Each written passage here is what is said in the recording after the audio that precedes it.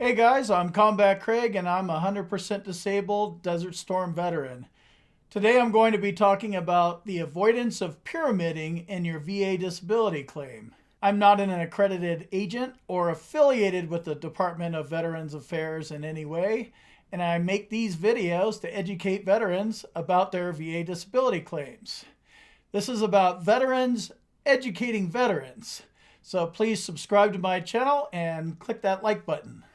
All right, so as I'm clearly not a VA lawyer, I do know how to use Google and I have a decent understanding of VA law. So let's look at 38 CFR 4.14, which is the avoidance of pyramiding. In a nutshell, this law is in place so the veteran cannot be compensated for the same disability twice. So if you're only rated for one disability, pyramiding won't be a problem for you because you only have one rating, say 10% for tinnitus.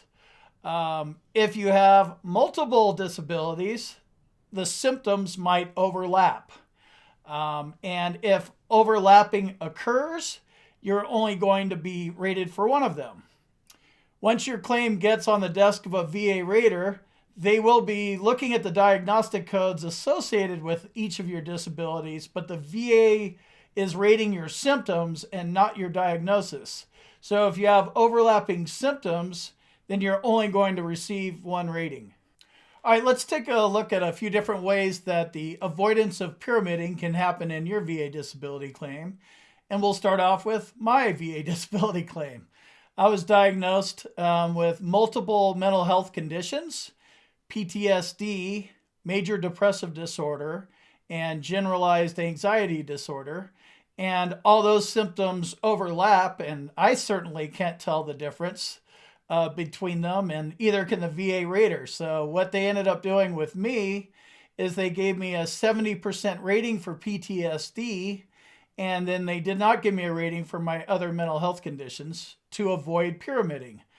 They're still in my records and I have diagnostic codes, but I only have one rating for mental health, which is 70%. All right, let's take a look at another example like insomnia. I have it, but I do not have a diagnostic code for it, but it is in my mental health rating. So insomnia typically falls in your mental health rating, but you might also have obstructive sleep apnea and not know it because you didn't get your butt to the doctor and get a sleep study.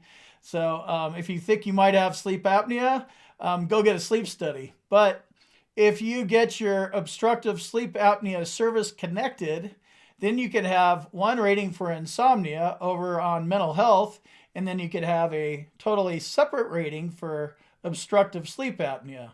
Insomnia plays, but this is an example of avoiding the pyramiding situation. All right, so my last example would be somatic symptom disorder, which is also known as chronic pain syndrome.